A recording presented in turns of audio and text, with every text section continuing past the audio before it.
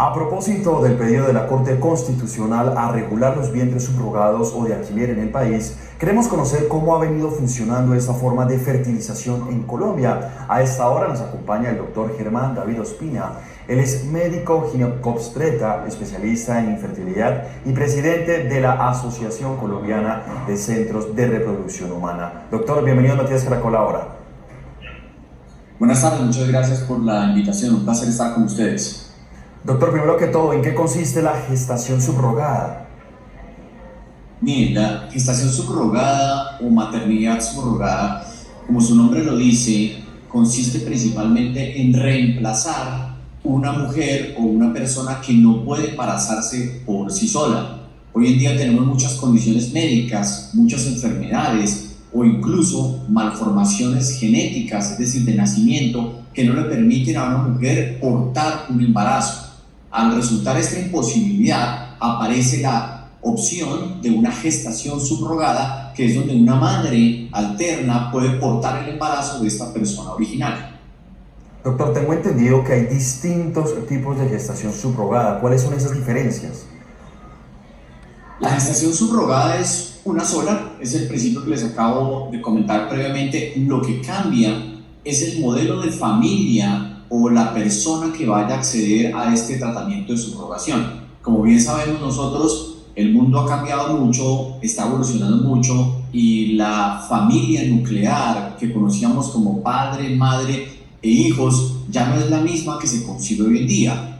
Tenemos en la actualidad muchos tipos de parejas, parejas monoparentales, parejas homoparentales, es decir, parejas homosexuales o incluso hombres o mujeres solteras que quisieran acceder a este tipo de procedimientos. Entonces básicamente lo que cambia es el tipo de familia o el tipo de personas que acceden a estos procedimientos, pero la gestación subrogada termina siendo la misma.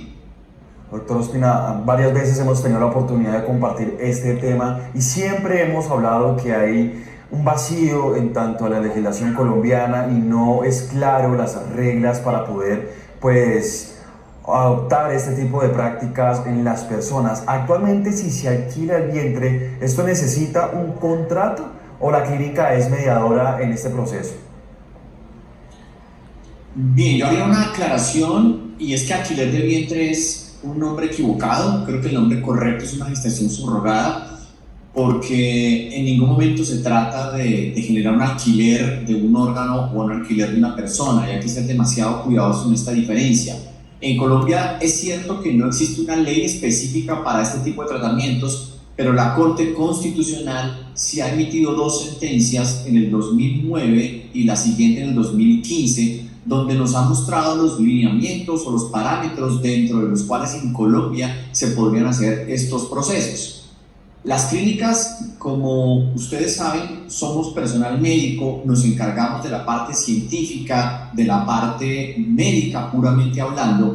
En la parte legal hay grupos de abogados en Colombia que se especializan en ese tipo de procedimientos y la responsabilidad como clínica es brindarle a los pacientes un asesoramiento de la parte legal para que ellos puedan llevar un procedimiento de una forma transparente. Es decir, que la clínica permite o le da a los pacientes la posibilidad de una asesoría legal, pero el tratamiento médico es el único convenio que existe entre los pacientes y la clínica, que es finalmente nuestra especialidad. Doctor, ¿esa asesoría legal es un consentimiento de ambas partes? Claro, tiene que haber un consentimiento tanto de la portadora gestacional, que es el nombre que le damos a la persona que va a llevar el embarazo, como la pareja o los padres intencionales. Tiene que ser un proceso muy transparente, donde mediante unos contratos y unos consentimientos informados, ambas partes sean absolutamente conscientes del proceso que están llevando a cabo. Y es muy importante en este punto aclarar que las madres subrogantes hacen este acto de forma altruista. Es lo que buscamos nosotros y es el deber ser de las cosas. La Corte Constitucional, dentro de los parámetros que nos recomienda para hacer estos tratamientos, involucra o incluye la no comercialización con estas personas y el no pago por estos tratamientos. Es decir que claramente no existe, insisto, una ley específica, pero sí los las sentencias y las manifestaciones y pronunciamientos de la Corte Constitucional, que agradecemos desde el punto de vista médico que el gobierno esté empezando a mirar hacia este lado para tener una regulación mucho más seria con respecto a este tema. Doctor, son varias preguntas que nos llegan a esta hora y una de ellas es: ¿quiénes lo pueden solicitar? ¿Deben cumplir requisitos?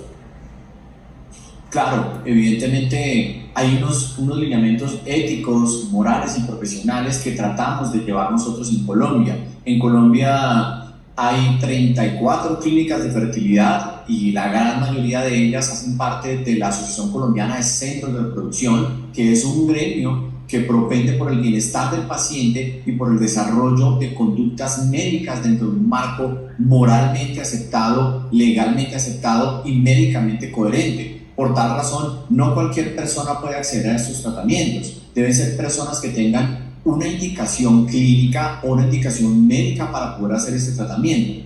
Por ejemplo, una persona que nace sin útero, una mujer que no tiene útero no puede llevar un embarazo en su cuerpo. Esta mujer sería una candidata para llevar un procedimiento de gestación subrogada. Otro caso son las mujeres que pierden su útero durante la vida. Estas mujeres no pueden llevar un embarazo. Lo que no estamos de acuerdo son las maternidades subrogadas con fines cosméticos, es decir, la mujer que no quiere embarazarse por decisión propia y busca una gestación subrogada. Es decir, que en resumen, sí hay varios parámetros y varios requisitos que nosotros en Colombia exigimos para poder acceder a este tipo de procesos. Doctor, otra de las preguntas que nos llegan a esta hora son los costos. ¿Cuánto puede costar este procedimiento y de qué depende el precio? El tratamiento médico es exactamente igual a una fertilización in vitro que tiene que realizar una pareja que tenga algún problema de reproducción o de fertilidad. Es decir, que los costos dependerán del lugar geográfico del país o de la zona donde esté, pero es algo bastante estandarizado. Los costos que tiene que incurrir extra son el mantenimiento de esta persona subrogante, es decir, las parejas que quieren llevar este tipo de tratamientos a cabo deben garantizar las buenas condiciones de vida, de salud, de alimentación, de vivienda y de hábitos generales de las personas que van a acceder a la maternidad subrogada o las personas que van a permitir que ese embarazo sea llevado en su vientre. Doctor, hablemos de casos. ¿Esta práctica con qué tipo de problemas o debates se ha encontrado? ¿Y usted de pronto ha tenido casos que de pronto han generado polémica o han tenido algunos problemas? Hay que entender de base que el embarazo es un estado fisiológico que se presta para algunas alteraciones médicas y algunas enfermedades durante su curso. Cualquier mujer que quede en embarazo a cualquier edad puede tener una complicación durante la gestación, incluso potencialmente mortal. Y claramente las gestaciones subrogadas no escapan a este riesgo. Es por eso tan importante el consentimiento y el conocimiento de ambas partes en los riesgos que se asumen durante el embarazo. Las gestantes subrogantes deberían ser mujeres sanas, sin ningún tipo de enfermedad, que al menos garantice que el riesgo durante la gestación sea realmente bajo. Hay historias muy tristes, no en Colombia, en otros países, como recientemente en Canadá, donde la pareja que hizo el tratamiento desapareció y la mujer subrogante tuvo el hijo y después entonces nadie se quería hacer cargo del hijo. De ahí tan importante establecer una responsabilidad legal, seria y concreta desde el principio del proceso. Es decir, que complicaciones puede haber muchas, pero lo importante es hacer un procedimiento transparente, juicioso y correcto, tanto legal como médicamente, desde el comienzo del tratamiento. Finalmente, doctor, ¿qué ventajas y desventajas usted puede identificar en una gestación subrogada? Yo creo que las ventajas son muchas. Creo que hay muchas parejas y muchas mujeres que por razones médicas reales y tangibles no pueden embarazarse y tal vez la única posibilidad que tengan sea mediante una gestación subrogada.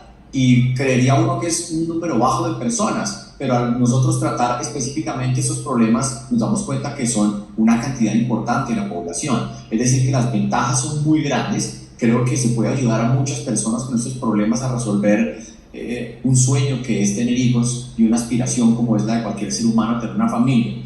Las desventajas es hacerlo de forma incorrecta o hacerlo con los parámetros inadecuados o los requisitos que no son adecuados. eso sí incurriría en un riesgo gravísimo tanto para la parte gestacional intencional como la subrogante también. Y para terminar, creo que es lo que estábamos pidiendo desde el gremio médico hace un tiempo importante, y agradezco a la Corte Constitucional su manifestación, porque nosotros estamos absolutamente abiertos para colaborar desde la parte médica con desarrollar un proyecto de ley o una regulación juiciosa y bien hecha para un tipo de tratamientos que claramente tiene un espacio médico definido, siempre y cuando sea correcto y bien realizado.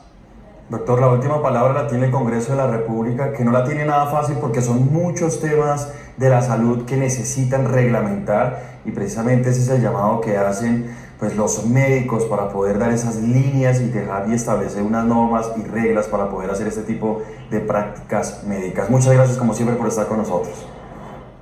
A ustedes por la invitación. Feliz tarde.